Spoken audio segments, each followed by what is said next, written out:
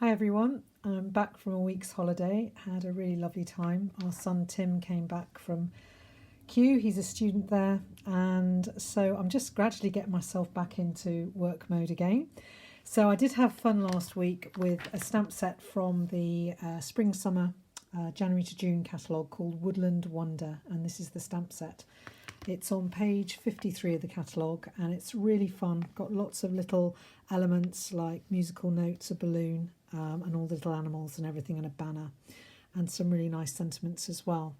So you can do this with acrylic blocks, or if you want to do multiples, you can do it with a Stamparatus. I'm just going to show you a mistake that I made at the beginning when I first did this. So the card, I'll just show you one finished card. This set I used to make a card for my grandson Donovan, who's 2 years old. So it should look like that when you get it through the post, and I put some baker's twine round it. The baker's twine is up a bit further, like that. And then you take the baker's twine, you pull the baker's twine down, and then you open the card and it opens out like that. Hope your day stacks up to be one good thing on top of another. So this will be for a girl, this card. Then just to show you the mistake I made, the first one I did, the tree ended up like a bush really, too short. So I judged that one wrong, and then when you open it out it was fine, but it just doesn't look right when it's closed up. So I also made two other cards, which I've got here, which I'll just pull out underneath. Here they are. Whoops, I'll just get hold of them. So this one is a simple birthday card, just done on a card blank with the rabbit coming out from behind the tree saying happy birthday. And then this one was from Dawn Griffiths. It's a fold out card where you've got two quarter pieces of A4 cardstock, and then you've got a piece you can see in between. So it arrives like that, happy birthday. The happy birthday is from the Sweet Ice Cream stamp set actually, and then you open it out like that. I'm not going to be demonstrating that card today. You could go to her video if you like, Dawn Griffiths, if you put in the name of the stamp set, Woodland Wonder. So I'm using my Stamparatus today, and there is a way of making the tree extra long. You put a little bit in here without the bottom bit, and then you put the whole of the bottom bit there. You'll see in a moment. So that's the card folded up, and that's it opened out. So hopefully when I've finished it will look something like that. I've coloured the original card with Blends pens. As you can see there, it's a really good way of using your Blends pens, and I have to say I really did enjoy making this card. So I have actually already lined up the leaves on the tree stamp, as it were. I'm just going to put a stamp set behind the top plate. So I'm using both plates of my Stamparatus. So I'm using the right-hand plate first. I'm just going to ink up the tree. And you work it out that it's just above the middle of the top piece of card. So I'm just going to stamp that down there. And the wonderful thing, as you all know about the Stamparatus, is that you can restamp if you haven't got... That's come out really nicely actually, so that's fine. So now I'm going to take this piece with the animals, and it's really easy actually to line it up just like that, as Tommy Cooper would say. And that looks pretty straight to me. I'm happy with that. And then I just pick it up, whoops, with my plate. I might have the magnets in the way there. Just check that's in the right place. And I'm happy there. And then I'm going to just ink up the second piece. So this is only £16 this stamp set, which is a bargain, and it will be available until the end of June. It is retiring, sadly, when this catalogue retires at the end of June. So that's the animals. And now for the tree bit, I'm actually going to use the acrylic block, and hopefully in a moment you'll see why. So if I just take this plate off so I don't get ink on that, and just move this up a bit. I've already got ink over there, but I'm sure I can cover that up with something. So I'm just going to ink up the part of the tree, just this piece, if you can see it, just to there. so not the grass bit at the bottom. And then I'm just going to eyeball it and stamp that bit. So you've got an extra bit to the tree, and then I'm going to do the bit for the bottom like this.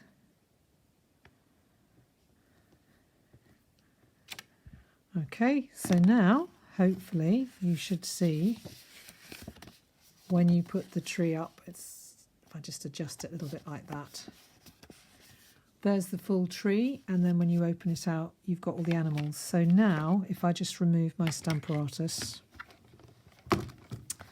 I'm going to do the other little stamps. So I'm going to do them one at a time. And the ones I want to do, if you can see the tree there. Yeah, you can see the tree there. So I'm going to do the little rabbit first. I love this little rabbit. I think he's really cute. So I'm just going to do him, and he's going to be, so I want to make sure that he shows in the right place here. So there he is, peeking out from behind the tree. I'm going to put him back. Then I'm going to take the banner that says yay, and he's going to be holding that. And I want to position that as if he's holding it in his paw, or whatever you call it, so that when you get the card it will be like that with the yay. Then I'm going to open it out, and there's some musical notes. I'm going to stick them with a bird there, and then there's a balloon, which is really nice. So you can have the balloon, I can have the owl holding the balloon there.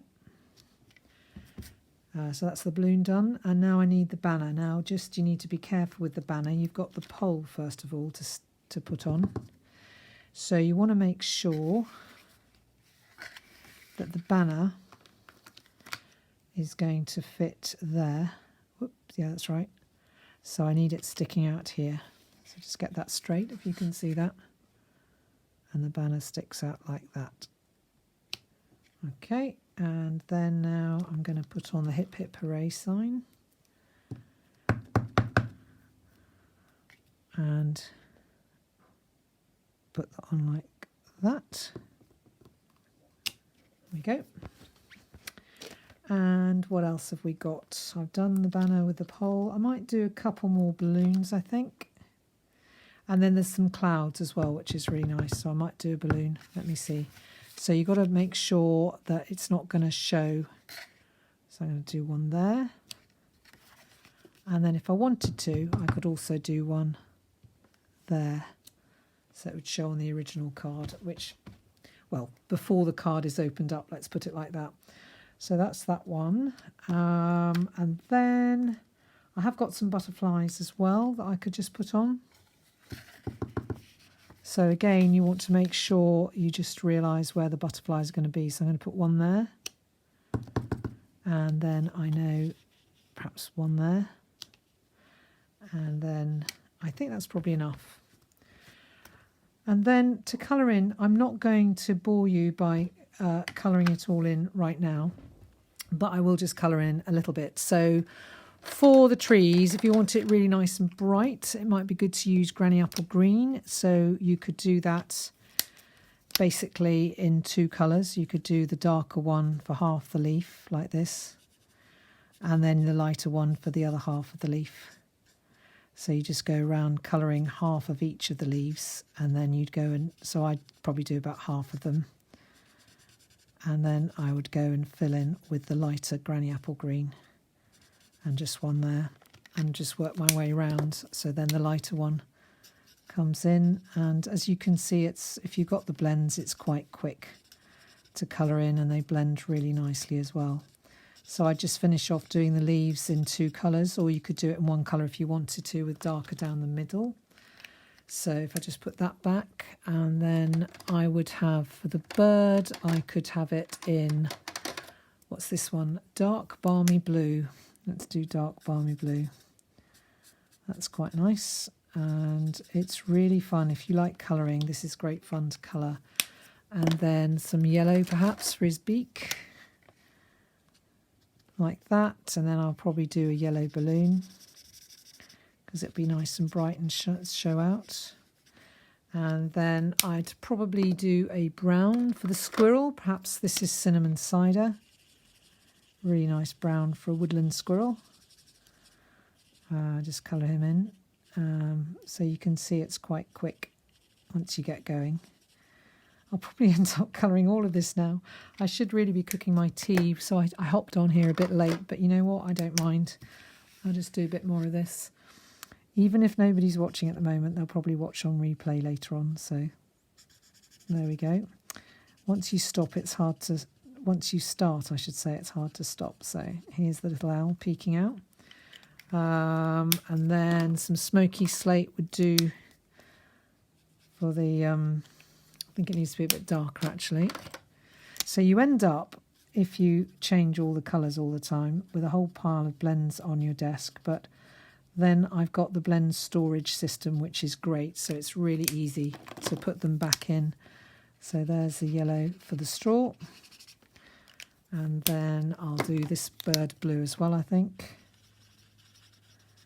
So you can see that I'm adding the colour. It's really easy to add the colour to the different animals. And we've got lots of different browns. Whoops, that was a bit... now, see, I've gone over there. This white marker, which is sold on its own, is very useful when you make a mistake like that. You just push it back in. And it probably won't show once it dries. There we go, it just takes it out. So we'll see what happens. It looks as if he's singing, actually. So I'm going to do this. Let's see, I'll do this one in, what's this colour? It is light Calypso Coral, which is a really nice colour. There we go, for that balloon. And if this was a Zoom live class, I could ask people what they wanted the third balloon to be coloured. I think I'll do it in the blue because it picks up the same colour as the birds, which is really nice. Now with balloons, the white pen is really useful because it takes ink out. So if you want to have the light shining on the balloon, what you do is take the white pen and just go like that. And after a few seconds, that will dry and you'll find that some of the colour will have faded out. And it looks as if the light's just shining on the balloon, reflecting on the balloon or whatever one would say. Put a little bit there as well and it'll change the colouring a bit. So probably for the trunk I would use crumb cake, I think. So this one is light crumb cake. So I need dark crumb cake, which is here. And just colour down the trunk like that. I'm going to use the thin tip actually, I think. There we go. And just colour in and gradually work your way down and colour in the trunk. So there we go. So you can see that it doesn't take long to get a bit of colour. And it's just, I just think it's really fun stamp to do some really lovely children's cards. Most of us know children that have birthdays. We may have grandchildren, young children. But this is really good for doing those sort of slightly unusual birthday cards. I think my dark crumb cake is running out, so I'll just take a little bit of, what's this one? Bronze. And then I'd probably go over these markings on the trunk of the tree with the bronze, like this, just to give it a bit more detail. And do that. Because obviously, usually trees do have different markings on their bark. And then you could go over again in the crumb cake afterwards to try and blend it in a bit, like that. I'll just put a little bit up here as well and fill that in. So I think you're getting the idea now of what it will look like when it's finished. So really great set, really good fun to use. I'll just show you the card again, the finished cards. So there's this one that folds out like that. And then I had the simple card, which is this one. which is just a single fold card. Just open it up like that and then put it together again. And then you've got the other fun fold, which is similar but using two separate pieces of cardstock rather than one long one. This is a double one and there's a single one on there, and that just folds out differently. So I really hope you enjoyed that video, and I hope that you have a go with this stamp set. Bye.